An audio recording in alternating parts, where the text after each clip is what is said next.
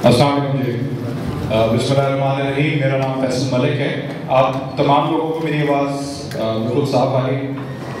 अच्छा, एक तो आप लोगों का बहुत शुक्रिया साकिब आपका और आपकी टीम का कि यू इनवाइटेड अस और मुझे भी आपने इनवाइट किया, बहुत बहुत शुक्रिया आपका।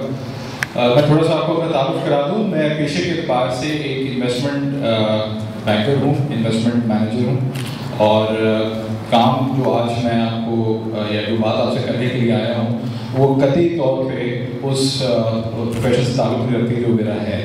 बट एक जिस तरह से आलमगीर अभी आगे आपको बता रहे थे कि चूँकि हम सबकी इज्तिमाई गलती है पाकिस्तान के अंदर, ख़ासतौर पे यूथ की, कि वो अभी तक एक्टिवेट नहीं हुई, तो हम कोशिश ये कर रहे हैं कि लोगों को ज़्यादा से ज़्यादा एक्टिवेट कर सकें और कुछ फैक्ट्स और फिगर्स दिखा सकें। मैं सबसे पहले आपको एक प्रेजेंटेशन सामने नज़र आ रही होगी, इसको वॉक थ्रू भी कराऊंगा। आप किसी भी वक्त अपना हाथ खड़ा करके कोई सवाल कर सकते हैं और एक चूँकि हमें क्यू लाइन मिल चुकी थी, पोलिटिकली बाइस क्वेश्चंस नहीं है। अब चीज़ समझ में नहीं आ रहा कि हम यहाँ पे पाकिस्तान की डेमोक्रेसी और डेमोक्रेटिक स्टेट को डिस्कस करेंगे और पॉलिटिकल किस तरीके से ना हो। मैं कोशिश करूँगा कि मैं किसी भी तरीके से पॉलिटिकल ना हो सकूँ, लेकिन चूँकि कुछ टॉपिक इस किस्म का है तो अगर मैं थोड़ा सा बॉर्डर क्रॉस कर लूँ तो मेरी आपसे गुस्ताखी और माफ़ी का तलबगार होगा। ये शेर जो मैंने सामने आपके रखा है, ये एक बहुत अगर इस पर गौर करें, नज़र आ रहा है सबको? मैं पढ़ के सुना देता हूँ कि गैरत है बड़ी चीज़ जहाने तगो तौ में, पहनाती है दरवेश को ताजे सरदारा, अफराद के हाथों में है अक़वाम की तकदीर, हर फर्द है मिल्लत के मुकद्दर का सितारा। So it is talking about the power of one, यानी कि हर इंडिविजुअल अपनी ज़ात में कितना इम्पोर्टेंट है किसी भी कौम की इज्तिमाई फैसले के लिए। ये यहाँ पर वो चीज़ की बात की जा रही है। हम एक चीज़ को हमेशा भूल जाते हैं कि जी मैं ये काम नहीं करूँगा क्योंकि दूसरे ये काम नहीं कर रहे हैं। ये है या नहीं है? हम ज़्यादातर वही काम करते हैं जो बाकी मेजॉरिटी कर रही होती है। अगर मेजॉरिटी एमबीए कर रही है तो हम भी एमबीए करेंगे। अगर मेजॉरिटी एमबीए को नौकरी मिल रही है तो जाहिर बात है आप भी एमबीए की दौड़ में, सब में, बीबीए की तो सब में लग जाएंगे और आप भी नौकरी तलाश करने की कोशिश करेंगे। लेकिन ये जो सबसे इम्पोर्टेंट चीज़ है कि अगर आप इज्तिमाई तौर पे कोई चीज़ तब्दील करना चाहते हैं तो आपको फ़र्द वाहिद के तौर पे पहले वो चीज़ को अपने अंदर तब्दील लानी होगी। अच्छा, ये तो शेर व शायर की बात होगी, लेकिन अब ज़रा मैं रियलिटी की तरफ आपको लेकर आऊँ। रियलिटी बड़ी ख़राब है। आप तो इस वक्त मेरे ख्याल से ये बीबीए की क्लास है सारी, एमबीए बीबीए मेक्स है, चले, यानी कि बिजनेस ग्रेजुएट्स, बिजनेस स्टूडेंट्स हैं यहाँ पर। आप तमाम लोग अपने एमबीए कर रहे हैं, किस बीए कर रहे हैं, क्यों कर रहे हैं आप बीबीए एमबीए? अम्मी अबू ने ऐसे भेज दिया है कि जाके करो, to make a better future for yourself. But you think you have a better future? Now I will give you a reality shock here. You guys don't have a better future. You have in fact a very dark future. Okay, now I will explain to you. So please bear with me for a while.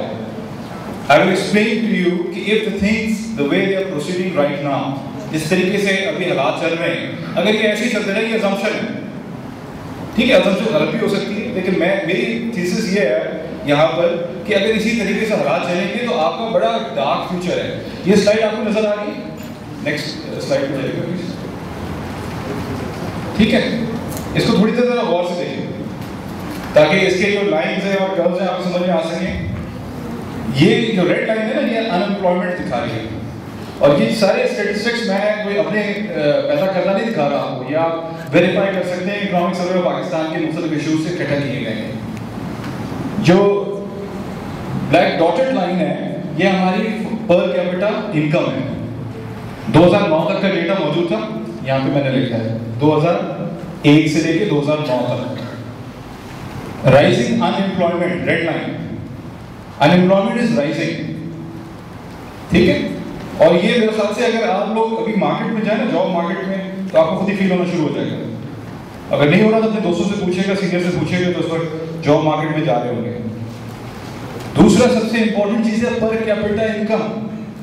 आप MBA क्यों कर रहे हैं, BBA क्यों करते हैं? वो इस वजह से कर रहे हैं कि आपको अच्छा रोजगार मिल सके। You can find a better job for yourself because जैसे उस खातून ने कहा कि अपने लिए बेहतर फ्यूचर की तलाश कर सके, मुस्तकबिल आपका रोशन हो सके। लेकिन मुस्तकबिल कैसे रोशन होगा? मुस्तकबिल ज़्यादातर लोगों की ख्वाहिश होती है कि ज़्यादा से ज़्यादा पैसे कमा लें, हम लोग माशरे में अपना मकाम पैदा कर सकें। इस वक्त आपकी जो पर कैपिटा इनकम है, इसको अगर इन्फ्लेशन से एडजस्ट करें, आप इन्फ्लेशन पता है ना आपको, इन्फ्लेशन से एडजस्ट करें तो आप तो तकरीबन जीरो के करीब पहुंच चुके हैं। जो ग्रोथ है, ये ग्राफ दिखा रहे हैं growth in per capita income, इस वक्त कोई ग्रोथ नहीं है हमारी। पिछले कुछ सालों से तो डिक्लाइन पर है, पर कैपिटा इनकम हमारी डिक्लाइन हो रही है। मेरे ख्याल से एक ग्राफ मैं आपको और दिखाता हूं, तब थोड़ा सा और क्लैरिटी आएगी। ये जो डेटा है ये 2001 से नेक्स्ट स्लाइड पे जाइएगा, 2010 ऑनवर्ड्स, यानी कि जो करंट फिगर है हमारी, और ये 2050 तक की प्रेडिक्शन है। जो मैं आपसे बात कर रहा हूँ कि आपका जो मुस्तकबिल डार्क है, क्योंकि इस वक्त जो हालात हैं उतने खराब है कि मुस्तकबिल अगर इस तरह चलता रहा तो डार्क ही है। वो किस वजह से है उस पर हम बात में आएंगे। लेकिन अगर इस वक्त आप यूथ का कॉम्पोजिशन देखें हमारी पूरी पॉपुलेशन के अंदर, इस वक्त हमारे तकरीबन 110 मिलियन लोग हमारे मुल्क के अंदर वर्किंग क्लास के अंदर आते हैं, जिसमें आप भी शामिल हैं, मैं भी शामिल हूँ, और हमारी तरफ बेताशा लोग शामिल हैं। ये जो रेड जोन नजर आ रहा है ना, ये वो एज ग्रुप है जो कि 25 से 50 साल के दरमियान का होता है। ये आप इस ग्राफ पे बड़े गौर से करें, ये हो सकता है आपके किसी MBA में भी काम आया आपको। लेकिन इस वक्त जो पूरा हमारी आबादी का जो डिस्ट्रीब्यूशन है, जो अलार्मिंग डिस्ट्रीब्यूशन है, वो ये है कि जो सबसे ज्यादा प्रोडक्टिव पोर्शन है हमारी आबादी का, वो ये है रेड जोन। इसको आप देख लें कि वो 2050 में कहाँ खड़ा होगा। अकॉर्डिंग टू द एस्टिमेट तकरीबन ये 2050 के अंदर ये हमारे पास कोई 230 मिलियन लोग ऐसे होंगे जो कि labour force, projected labour force में उस वक्त शामिल हो चुके हैं। हमारी आबादी जिस तनासब से बढ़ रही है, ये फिगर भी आपसे शेयर करूंगा। इतनी ज़्यादा तेज़ी से बढ़ने वाली आबादी, इतनी ज़्यादा तेज़ी से बढ़ने वाली यूथ की प्रोपोर्शन इस कंट्री के अंदर, जहाँ पर रिसोर्सेज महदूद हैं, जहाँ पर महदूद खुदा की तरफ से दिए गए नहीं, बिकॉज हमारी अपने इंटरनल पॉलिसीज की वजह से महदूद हैं, उसमें इतनी बड़ी आबादी को खपाना, उनको रोजगार मुहैया करना, उनको बेहतर मौके प्रोवाइड करना, ये कैसे होगा सर? मुझे तो होता हुआ नजर नहीं आ रहा। अगर आप में से किसी को आ रहा है तो जरूर अपना हाथ खड़ा करके बता सकता है और सब्सटेंशिएट करे कि जी मुझे इस पॉइंट से नजर आ रहा है कि ये हालात ऐसे नहीं होंगे। कुछ करंट एनालिसिस में आपको और नेक्स्ट स्लाइड प्लीज आएगा। हमारी आबादी, अभी आपको आलमगीर साहब बता रहे थे वोटर्स, जितने लोगों ने वोट डाला। अब मैं जरा आपको डेमोग्राफिक्स बताता हूँ, जरा आप अपनी पावर और अपनी तादाद का अंदाजा करें कि आप लोग पूरे मुल्क के अंदर इस वक्त कितनी आबादी के अंदर शामिल हैं। 50% लोग हमारी आबादी का 20 साल से कम उम्र के हैं। ये वो मुल्क है जिसके अंदर 50%, कितनी आबादी हमारे मुल्क की इस वक्त? 18 करोड़ 180 मिलियन। 18 करोड़ का आधा कितना होगा? 9 crore. 90 million people in our country are less than 20 years of age, and over 60% is below 30 years of age. It is relatively a young population. लेकिन ये चीज आप लोगों के ध्यान में बैठ गई कि हमारी पॉपुलेशन का जो मेजर डिस्ट्रीब्यूशन है वो यूथ का है। ठीक है, जो अभी कहना चाहिए कि अभी ऐसा ऐसा जाग रही है, बट रिलेटिवली सोती रही है, अब ऐसा ऐसा जागनी शुरू हो रही है। 2050 में और क्या क्या होगा ये भी मैं आपको बता देता हूँ। दो पॉपुलेशन जो प्रोजेक्ट की जा रही है हमारे पूरे मुल्क की तकरीबन 350 मिलियन पे, 35 करोड़ की आबादी हो जाएगी 2050 तक। इस वक्त हमारा जो ग्रोथ ऑफ ऑफ पॉपुलेशन है, पहले तो तकरीबन 3% के करीब था, अभी कुछ कम कर करके पता नहीं कम हुआ नहीं हुआ, नज़र तो नहीं आता, सड़क पे जाएं तो पता नहीं हर तरफ से एक भरमार आ रही होती है छोटे छोटे बच्चों की। लेकिन जो भी गवर्नमेंट के स्टेटिस्टिक्स हैं उसके मुताबिक 2% के तनासुब से हमारी सालाना 2% सालाना के तनासुब से हमारी आबादी में इजाफा हो रहा है। 2050 में जो हमारे वर्किंग क्लास में जितने लोग होंगे वो होंगे तकरीबन 236 मिलियन। 236 मिलियन 35 करोड़ की आबादी में से 23 करोड़ लोग तकरीबन ये वर्किंग क्लास के अंदर होंगे। जो मैंने आपको पिछले स्लाइड पे जाएगा, ये जो लास्ट चार्ट दिखाया है, लास्ट बार नजर आ रही है, इसमें तकरीबन 230 मिलियन लोग होंगे जो कि वर्किंग क्लास कैटेगरी में होंगे। हमारी जो लेबर फोर्स है, लेबर फोर्स में जैसे मैंने पहले इसके आप भी शामिल और मैं भी शामिल हूँ, इसका हर साल जो इजाफा हो रहा है वो 3.2% के हिसाब से हो रहा है। इकोनॉमिक सर्वे कभी देखा आपने? कभी इस्तेमाल किया है किसी डेटा को वेरीफाई करने के लिए? कर लिया करें, बड़ी इंपॉर्टेंट चीज़ होती है उसके अंदर। इकोनॉमिक सर्वे में हुकूमत पाकिस्तान ने ये खुद एडमिट किया है कि 2002 से लेकर अब तक ये वॉर और टेरर जो हम पे मुसल्लत की गई है, इसकी वजह से जो नुकसान हुआ इकोनॉमी को वो तकरीबन $43 बिलियन का हुआ है। $43 बिलियन का नुकसान हमारी इकोनॉमी को हो चुका हुआ है, डायरेक्ट और इनडायरेक्ट। और ये इस तमाम का जो बोझ है, जो ये हमने अपॉर्चुनिटी लूज की है, ये हम सब पे ट्रांसफर हो गया है। जो यूथ बैठी है उस एज ब्रैकेट के अंदर बैठी है उस पर ट्रांसफर हो गया है, और ये आगे हम लोगों ने ही उतारना है किसी ना किसी फॉर्म के अंदर। जिस मुल्क का जीडीपी, ये मैं आपको थोड़ी सी मैं इकोनॉमिक सेक्टर में लेकर जा रहा हूँ, बट जिस मुल्क का जीडीपी, हमारी जीडीपी ग्रोथ क्या लास्ट ईयर क्या रही है?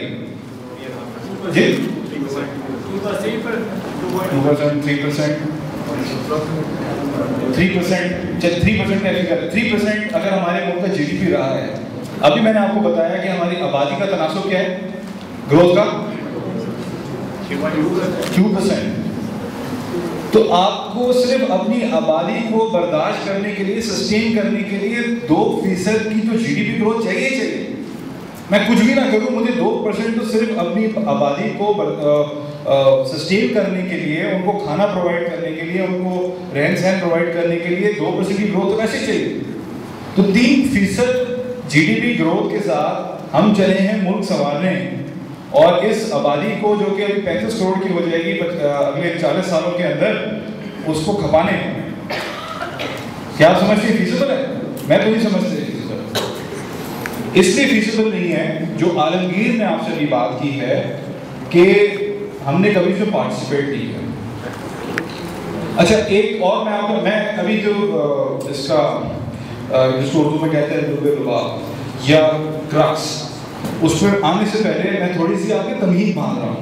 आई am just creating a background for you कि how important you are now for this country and for the generation, next coming generation, उसके लिए कितना इंपॉर्टेंट है आप लोग।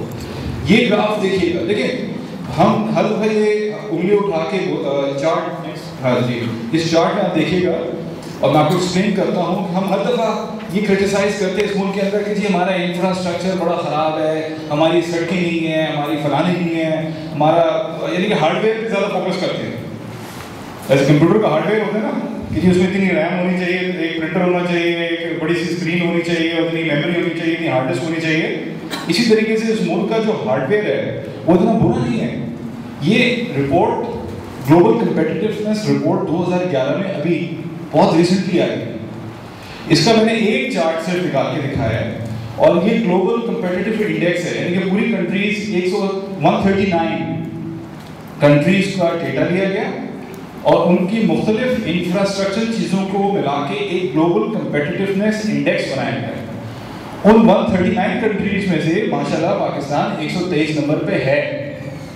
नीचे से 139 है, हम 123rd हैं ऑलरेडी। इसको कंपेयर करते हैं जरा बाकी कंट्रीज से। बेशक जो दुनिया की बाकी डेवलपिंग कंट्रीज हैं या डेवलप्ड कंट्रीज हैं उनसे तो हम बहुत पीछे हैं, लेकिन अगर इंडिया से कंपेयर करें तो वो भी 51 के करीब है। Quality of electricity supply, बिजली, quality of electricity supply in the country. We are around 128. India is 110. ज़्यादा फर्क नहीं है। मैं जो आपसे हार्डवेयर की बात कर रहा हूँ, ये जरा इस स्लाइड पे गौर कीजिएगा, ज़्यादा फर्क नहीं है। ICT usage, quality of roads इसके बात कर रहे थे। We are 72, इंडिया में 90 है। हम उनसे बेहतर हैं क्वालिटी ऑफ रोड्स के मुताबिक, और ये पाकिस्तानियों ने नहीं किया ये सर्वे, ये ग्लोबल इदारे ने एक रिपोर्ट शाया की है। रेल रोड्स हम 55 पे हैं, इंडिया तो थोड़ा बेहतर है 23 है। क्वालिटी ऑफ पोर्ट इंफ्रास्ट्रक्चर हम 73 पे, इंडिया 83 पे। क्वालिटी ऑफ एयर ट्रांसपोर्ट हम 81 पे, 71 पे। मेरा पॉइंट ये है कि हम हर वक्त कहते रहते हैं कि यहाँ पे इंफ्रास्ट्रक्चर नहीं है। ठीक है, दुनिया के डेवलप कंट्रीज के मुकाबले में शायद इतना ज़्यादा नहीं है, लेकिन जो रीजन हमारे इर्द गिर्द की हमारी जैसी कंट्रीज है वहाँ पे बड़ा उसके हवाले से ज़्यादा बुरा भी नहीं है। जो चीज़ मिसिंग है वो क्या है? हार्डवेयर नहीं, जो चीज़ मिसिंग है वो है सॉफ्टवेयर। सॉफ्टवेयर क्या है? ह्यूमन इंटेलेक्ट, ये मिसिंग है। इसी रिपोर्ट के अंदर बताया गया है कि जी competitiveness of this country because of its intellectual capability is far away from the developed countries or even the regional countries. तो जो सॉफ्टवेयर है इसको बदलना है। अब ये सॉफ्टवेयर बदलेगा कैसे? मैं यहाँ पर आके आपसे सवाल पूछूंगा कि who will change the software? ये सॉफ्टवेयर बदलेगा कैसे? माइक्रोसॉफ्ट तो नहीं बोलेंगे ना जाके, या आप किसी दूसरे एप्पल से तो नहीं बात करेंगे कि जी हमारा सॉफ्टवेयर बदल दो आगे। ये सॉफ्टवेयर आप लोगों ने और मैंने बदलना है। The people sitting on the top making the policies for this country, that is the software we're talking about. But ये सॉफ्टवेयर क्योंकि वर्जन पुराना हुआ हुआ है और हमने कभी इसके लिए कोई मेहनत नहीं की है उसको चेंज करने के लिए, इसलिए कभी चेंज हुआ नहीं है। अच्छा, अब मैं आपको कुछ स्टैटिस्टिक्स दिखाऊंगा इस 2008 के इलेक्शन के।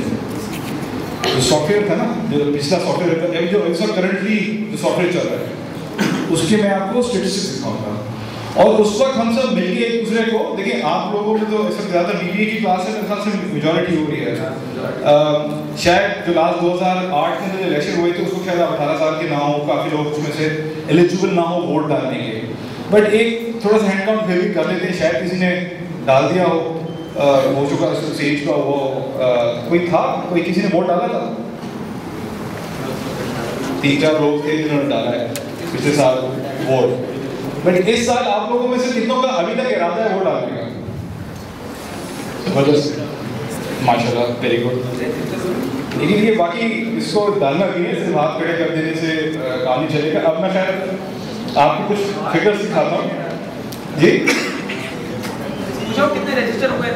हाँ, ये भी इसी पार्ट पे आ रहे हैं। बिल्कुल, रजिस्टर कितने हुए हैं डालने सबके। नेक्स्ट स्लाइड पे प्लीज चाहिए इसके बारे में। ये आपको नजर आ रही है? मुझे लग रहा है थोड़ा सा ब्राइटनेस कम है, बट मैं आपको पढ़ के सुनाता हूँ। ये 2008 के इलेक्शन के रिजल्ट्स हैं। आसानी के लिए हमने 4 पार्टीज का यहाँ पे एक एनालिसिस कर लिया है। ठीक है, मेजर जो पार्टीज उस वक्त असेंबली में बैठी हुई थी उसका सीट है।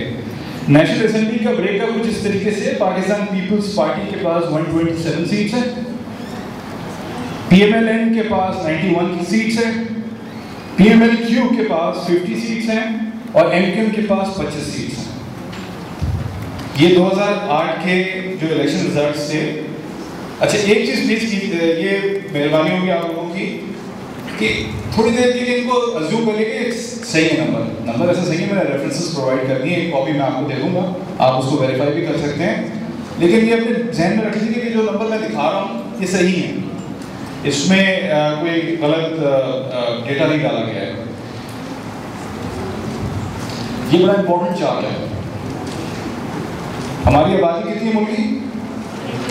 180 मिलियन। ऊपर लिखा नजर आ रहा है आपको, total population 180 million. Total voters जो लास्ट एलिजिबल वोटर्स थे पाकिस्तान में इलेक्शन कमीशन के डेटा के मुताबिक वो कहते थे 80 मिलियन, 80 मिलियन के करीब 46% बनता है। ये एलिजिबल वोटर्स की पॉपुलेशन थी। Number of votes casted in millions, Pakistan Peoples Party को टोटल 10 नेशनल असेंबली में बात करें 10.6 मिलियन वोट्स मिले। As a percentage of population is 5.9, approximately 6% population, आबादी 6% आबादी ने उनको वोट डाला। लेकिन चले उसमें से तो सारे वोट डालने के काबिल नहीं थे, तो उसको हम कंपेयर करते हैं with the eligible voters population. Eligible voter 80 million थे ना, उसका तकरीबन बनता है 13%। 13% आबादी जो कि वोटर्स की आबादी थी, उन्होंने पाकिस्तान पीपल्स पार्टी को मैंडेट दिया, जो इस वक्त लीड गवर्नमेंट में है, लीड कर रहा है पूरी गवर्नमेंट को, कोalition गवर्नमेंट को, पीपल्स पार्टी, उसको 30.25% ऑफ